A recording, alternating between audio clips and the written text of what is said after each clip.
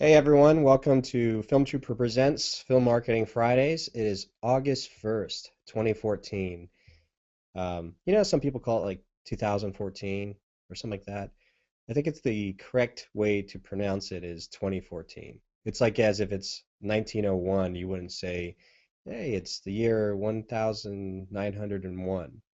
Somehow when we hit the millennium at like 2000, everything became like 2002, 2003, things like that.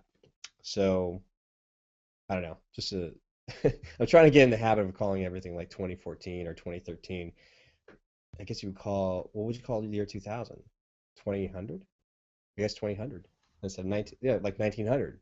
Anyhow, if any of you are out there, go ahead and use the Q&A app. Ask me a question at any time. This is going to be, I think, a fairly quick Film Marketing Friday. I want to dig a little deeper in writing log lines, and just sort of inspired by my interview with Stephanie Palmer of Good in a Room. She wrote this book called A Good in a Room, and she's also on she's got a website. Just go to goodinaroom.com. And yeah, it was a fantastic, opportunity just to have that chat with her. And if you haven't checked it out, go ahead and check out filmtrooper.com, and you can look under the podcast section, and she's the latest podcast that pops up. So I was gonna maybe, if I had time, I wanted to kind of explore, um, talking about log lines or pitches, or a quick. She doesn't really call it elevator pitch. She has a different way of explaining it in her book, Good in Room. But yeah, maybe next time I catch up with her, I'll go over some of the projects, to see this, kind of get my head wrapped around whether or not I'm in the right place. She does offer coaching, so I might as well just pay for her coaching lessons that way. So let's delve into it. Let's get right into. Let's see here. Click over to screen share.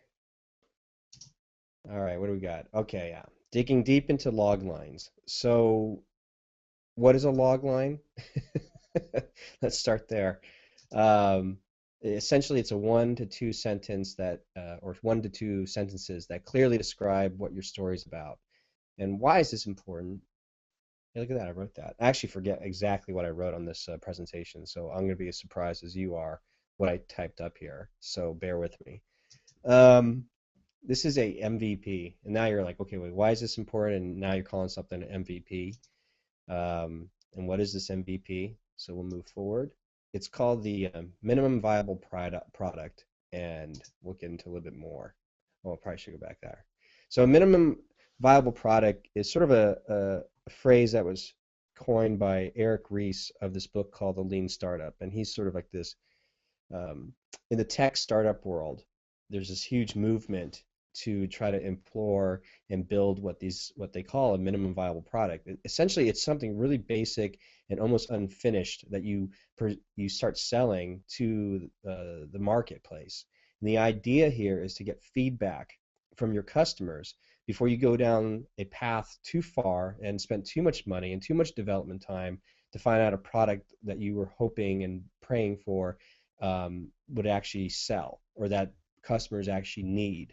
In the case of film, we need to know whether or not the audience has any interest in what we're creating. A lot of times we create things in the dark. We kind of keep things in you know hidden, and we're not really sharing what we're working on, and then we release it to the world, and it's sort of we're pushing our ideas and our concept out there, and we cross our fingers and hope that it captures an audience attention.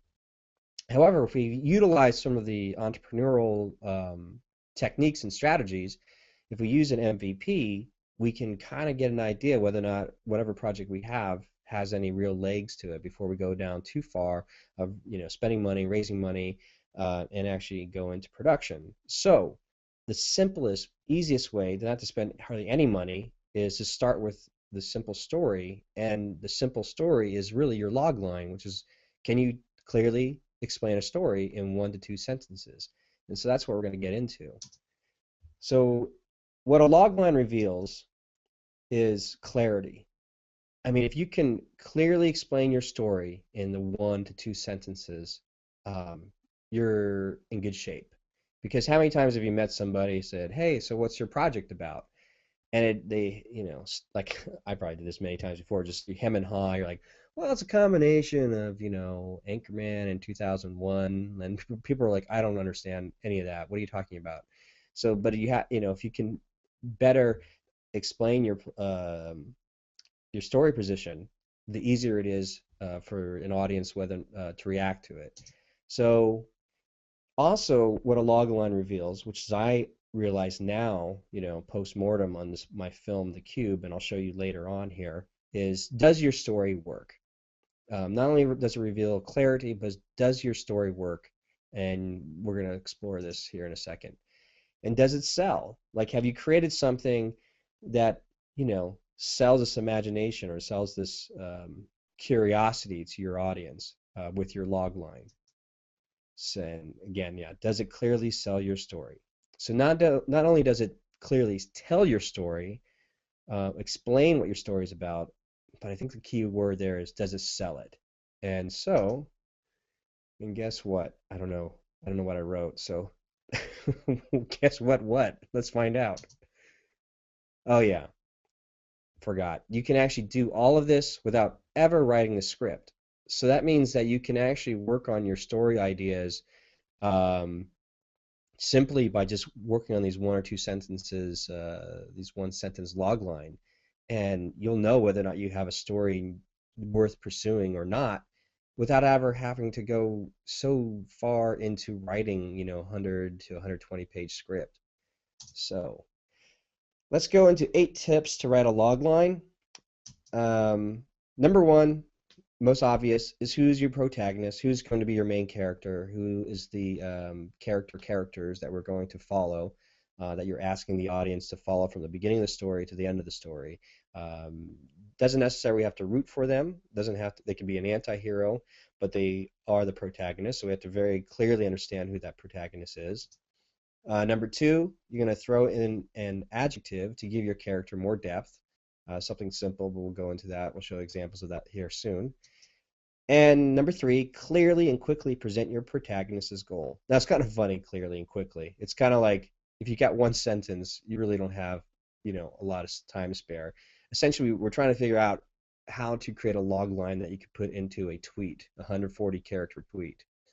So it's going to be clear and it's going to be quick. So I wouldn't necessarily worry about that.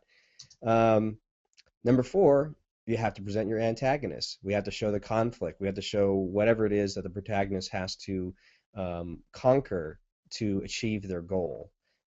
So number five is make sure your protagonist is proactive. That's pretty key in terms of overall story development. But even in a one sentence log line, all these elements can exist. And number six, can you show what is at stake? Sort of like this ticking time bomb thing. Like if you can up the stakes where it feels like there's some urgency, and it adds the drama. I mean, this is the car wreck on the side of the road that we stop for because we are, we're just looky-loos. We want to see what's going on. This is the bar fight outside that you stop and you're looking to see that anticipation of like what horror is going to happen, and then you run away. And then number seven, this is from Stephanie Palmer herself. And if you listen to the latest podcast with Stephanie, she says of over 3,000 pitches that she sat in during her tenure as a Hollywood executive, she says definitely include the genre of what your film is about. And we'll go into that here in a second. And number eight, sell it, don't tell it. Again, that goes back, like, does your log line clearly sell your story? And not you're telling it. You can't be boring about it. I mean, there's this salesmanship aspect to it, and if you can put that all together, you should have an effective log line. Now, is it easy? Oh, no, it's not easy. I don't mean it's hard. So, writing a log line. Let's start with the first part. We start with the first step or the first tip, which is who is your protagonist, and we're going to use my silly movie, The Cube, as an example. So, the example would be a married couple. There it is, plain and simple. That's who is the protagonist in my particular film. Number two, you add an adjective. All right, something simple. Example, a young married couple. Okay, so we differentiate. We get a little bit more clear detail. They're not old. They haven't been married for like 50 years. They are, fairly young. So that kind of gives you an idea, paints the picture a little better. And then two, what is your protagonist's goal? So we have to say, okay, well, what do they want? What's their desire? And here, a young married couple wants security, meaning that they fear insecurity. That's pretty much when everybody wants security, it means that they're in fear of insecurity. So, who is your the antagonist? Let me start that over. I can't speak English. Who is your antagonist? For me, this example is a young married couple wants security, but when a mysterious red cube arrives at their doorstep, so I kind of present it as the red cube is the potential antagonist. And I have to add a little adjective there to the antagonist. I add the mysterious red cube instead of just saying a red cube, but a mysterious red cube.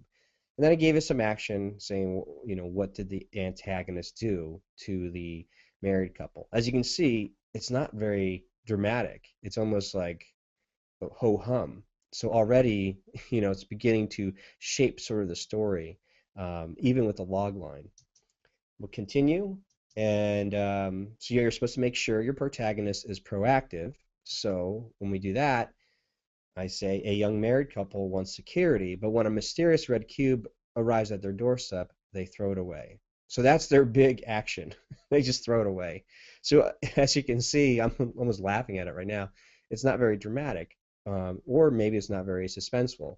It seems to be almost benign in terms of, I think like most independent films operate on a sort of a quiet, subtle level that Hollywood films, they have to go big and they have to go spectacle and they have to make it much more dire. That's sort of the formulistic thing about storytelling within that big playground. For independence, really uber independence, it might be some much more quiet. So here you can see it's not like a massive proactive action that they took. They just did something where they just threw it away. So then I'm supposed to show what is at stake.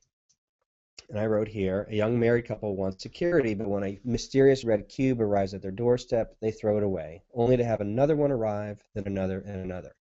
So it's not quite, high stakes, as you can see. That's already being revealed in the logline. It's actually just, I try to create sort of an element of the ticking time bomb. And when I say ticking time bomb, there's sort of this, it was brought up to me at this conference I was recently, which is great. It was just explaining like, here's Alfred Hitchcock. This is how he would describe what is at stake. Your first opening shot is of some men playing poker on a card table. Then what happens is cut to the next shot, you see this ticking time bomb. And then the camera pulls back, and as it pulls back, it reveals that the ticking time bomb is underneath the table, the card table where these men are playing, and they have no idea. So that is what he calls is at stake. So this concept of like, can you put some element of a ticking time bomb into your logline story to make it even more interesting? Like I said, I have a very benign, almost passive ticking time bomb, meaning that every time this couple throws the red cube away, another one shows up, and then another one. So it's is it that high stakes? No, not really. So here we go. Then you're supposed to include the genre. So taking Stephanie Palmer's advice, we put it up in the front, and it says, in this supernatural suspense story, notice that I don't use like in this horror film or this political thriller or whatever it is. I mean, I don't necessarily think like supernatural suspense is its own genre, but I think it clearly explains sort of where the story would fit in. So I have to use two adjectives, or is it adjective nouns? Somebody help me with my grammar. Anyhow, in this supernatural suspense story, a young married couple wants security, but when a mysterious red cube arrives at their doorstep, they throw it away, only to have another one arrive, then another one, then another and another. And lastly, I'm supposed to sell it, don't tell it, and the reality, and I have to come to grips with reality to say, does my log line sell it, or am I telling it? And this one is really hard because it's hard to sell something in one sentence and make it very compelling. And what it does do, it reveals sort of, I think, holes in your story potentially. And I have to be, and I look at it, from a 3,000 aerial view now of my own story, my own log line. I see it for what it is, and if the film, like itself, is operates on a very different sort of level. It's not high suspense. It's much more subtle in that way. And then the log line actually shows it. So if I had written this log line prior to making the movie, I would have stopped and thought and analyzed this better and say, you know what, maybe I should up the stakes a little bit more. Anyhow, so let's move on to log lines of famous movies. This will help sort of clarify like where a log line can go. So let's check out this first famous movie. A young woman tries to escape her wealthy, abusive fiance when she falls in love with a young artist who barely has a penny to his name, all while traveling from England to America on the ill-fated ship, the Titanic. Yeah, that's pretty much what the story was, wasn't it? It's like one of the most successful films of all time. Notice I didn't put the genre at the beginning. So I went against the grain of what Stephanie Palmer had suggested. But the only reason I did that is because the way this sentence sort of is structured, it sets up the hook. Because maybe if we started at the beginning, so it's in this tragedy of the ill-fated ship, the Titanic, a young woman tries to escape her wealthy, abusive fiance when she falls in love with a young artist who barely has a penny to his name. So maybe we could do it that way. But I think it's more interesting if you leave it at the end, because it's like that hook. This whole premise sets up where like, okay, I can follow a young woman who's trying to escape her wealthy, abusive fiance. I mean, she's in a bad situation. And of course, she falls in love with the young, struggling artist who has, nothing to offer her. And then we get to the concept like, okay, and this is all happening in a very ticking time bomb way, which is they're traveling from England to America, and then the real hook comes out of nowhere, which you're like, oh, they're on the Titanic. So we already know the story. It's fascinating. You know what's going to happen. We all know they're going to die, or maybe who dies, who survives. I mean, does their love survive? It's crazy and simple, but it works, and you can see that the stakes are higher. There's death involved. If I look back at my own log line, I can see the faults in it, which is I don't have, there's nobody dying, and that's actually in the log line. And I realized maybe I should up the stakes a little bit more. And those are things you might want to think about in your own log lines or your story development. Here's another one. In this high adventure, a U.S. archaeologist must risk his life to discover the Ark of the Covenant before the Nazis. And if I could speak English better, I could read it better. So in this high adventure, a U.S. archaeologist must risk his life to discover the Ark of the Covenant before the Nazis. I don't know. It's pretty simple. It's a high adventure. We put in who the protagonist is. And here's a quick note about writing up your protagonist and your antagonist. Usually you don't put like their character's name. You wouldn't say like a young woman, Rose Dubois, whatever her name was, falls in love with a young artist named Jack. Like it's not the proper names or the proper nouns are not necessary. So like in this high adventure, you wouldn't say in this high adventure, Professor Indiana Jones must risk his life to discover the Ark of the Covenant. I mean, the whole point is like if you hadn't written the story before, nobody has any connection with the name of your characters, but they would have connection to the archetypes of the general characterization that you're presenting. A young woman, a young man, a young artist, that type of thing. A U.S. archaeologist, okay, we can identify that. And the Nazis, yes, they're proper, but that just sums up like pretty much who the antagonist is. But here, in a very simple sentence, we get the genre, high adventure. We get the protagonist, the U.S. archaeologist. We get his goal, what he's after. He's trying to discover the Ark of the Covenant. And we add in, this is crazy, in 3 words, before the Nazis. That means in 3 words, we set up not only who the antagonists, which are the Nazis, but we add the element of what's at stake and the ticking time bomb, which is before. Like, try to use the word before because that actually helps sell the aspect of what is at stake and the ticking time bomb. But it's crazy. It's beautiful what you can do with just 3 words before the Nazis. I mean, you can almost add any type of premise. It doesn't have, anything before that. Add any sentence like a young boy has to, make a dozen donuts um, before the Nazis, blah blah blah. It's like in history, like anything before the Nazis just means like the worst case scenario. So, you could add that into your logline story. And here's the last one, which is in this paranormal thriller, a psychologist struggles to cure a troubled boy who is haunted by a bizarre affliction. He sees dead people. So that's pretty cool because I've actually saw this. I took this log line from another example online, and they originally just added just a psychologist struggles to cure a troubled boy who is haunted by a bizarre affliction. He sees dead people. That works just fine. But if we take the rule of Stephanie Palmer and we add the genre in the beginning in this paranormal thriller, then our mindset as an audience is somebody just listening to you in the elevator, or if you had 1 second or 3 seconds to explain what your story is about, they know what the genre is.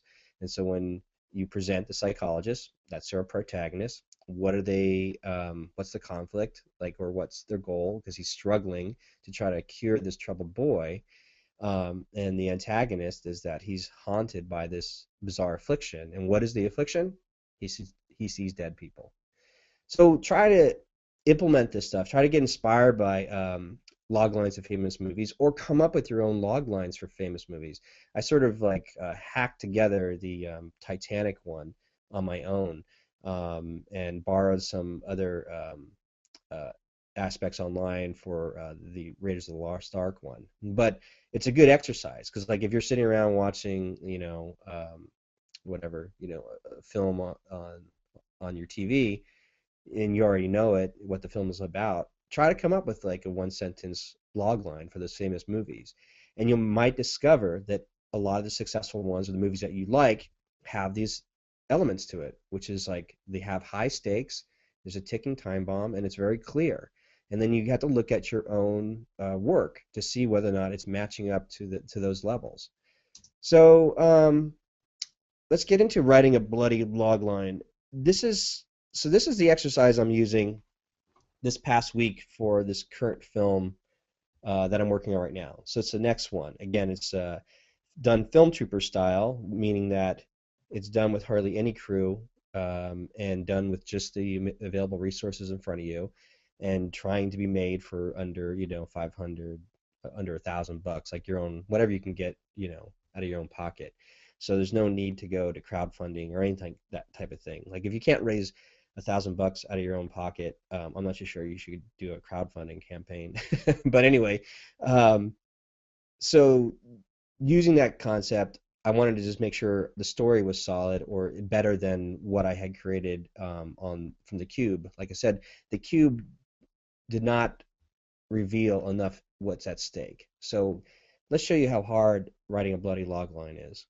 Not that I'm English, but I have a lot of people from England um, contact me, and I love the word bloody. Okay, here it is. My first attempt. Alone in her house, a 10-year-old latchkey girl must battle a menacing spirit. So, okay, so I was like, okay, she's alone in her house. We identify this little girl, and she is presented with the antagonist. Well, I have the most supportive wife and daughter, and they basically said, "Oh, that sucked." So, so with such great support, nothing's better than your 12-year-old daughter looking at you like we haven't seen that before. So I'm like, oh, damn it. So I have to go back to the drawing board. So, okay, so that's not catching their imagination. How about a 10-year-old latchkey girl alone in the house, which is completely redundant. If you know what a latchkey kid is, they're always alone in the house. Anyway, a 10-year-old latchkey girl alone in the house must enter the spirit realm to battle a menacing spirit that threatens her life. So I was like, okay, maybe I'm add a little bit more flair to it, just to say I was trying to create the sense of impending doom. So the reaction from my family was not a lot. Still no love in the household. Again, they were shaking their heads like, nah, you can do better. So I'm like, damn it, back to the drawing board. So then I say, a little girl who suffers from the fear of darkness is alone in the house when the power goes out and a menacing spirit threatens her life. Again, they were like, like let's, they were my my family. I could tell like whether or not I'm throwing up BS or not, and so I was like, okay, so that didn't, earn their fancy. So I'm like, okay, back to the drawing board. So here's the thing. Like I have this element in the story, like do I reveal it too soon or am I being too precious about it and say screw it, let's just reveal it now. So I say, alone in her house, a little girl must connect with her dead twin sister to help fight a menacing spirit that threatens her life. So then my family's reaction was like better, but it's still missing that ticking time bomb. So they're like, okay, they're like, yeah, that works, but there's still something missing. And so again, I haven't, all I've done is I had written the script, the first draft, got some great notes on it, and had to go back to the drawing board and rework the outline. And so just as to get my head wrapped around the clarity of what I was trying to do, I really was trying to focus on the log line. If I can make the log line very clear, then I know that any further writing and any development I have, if I can build it and create it to beholden to the clarity of the log line, then I know that everything works in tandem, and it like the creative process will be very clear. Okay, so I went back to the drawing board and I added, alone in her house, a little girl must connect with her dead twin sister to help fight off a menacing spirit before it possesses her. There. So there was no necessary leaps of joy in my family, but they gave me the sort of a nods of approval, like, okay, okay, yeah, maybe we can make that work. So then when you add in the genre, again, like I said, add the all-important genre at the beginning, you present it this way.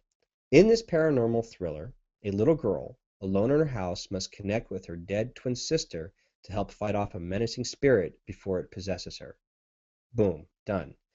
So you can see I've used all the tips and the elements, and you can see the writing process of you throw it out there, get some harsh, criticism from your loved ones, and then and then you keep going at it, and may not necessarily be, the same caliber as like some other people's stuff or what the big studios are doing, but for me, I want to be able to clearly explain what the next movie is I'm working on.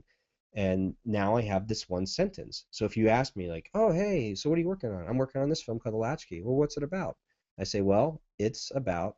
Let me explain. Well, let me start over. It goes, "Here's my log line for the Latchkey. In this paranormal thriller, a little girl alone in her house must connect with her dead twin sister to help fight off a menacing spirit before it possesses her." And so now people are very clear. They know, like, okay, you got a paranormal thriller. You're not saying it's a horror film. You're not saying it's blood and gore horror film. We know that there's a little girl involved, and she's alone in the house, and she's got this past where she's got this goal, and her goal is to connect with her a dead twin sister via the spirit world because they've got to fight off this menacing spirit before the ticking time bomb it possesses her. Pretty simple. Does it work? Does it inspire you? Are you out there in the audience going, that kind of sucks. But sometimes you just gotta take something you create and just go, okay, this is the best I can do to craft it, and then we're gonna move forward. So let's see here. What's my next slide? Oh, that's me spelling voila. That's not how you spell voila, by the way. And it's not great, but it'll work for now. So let's see here.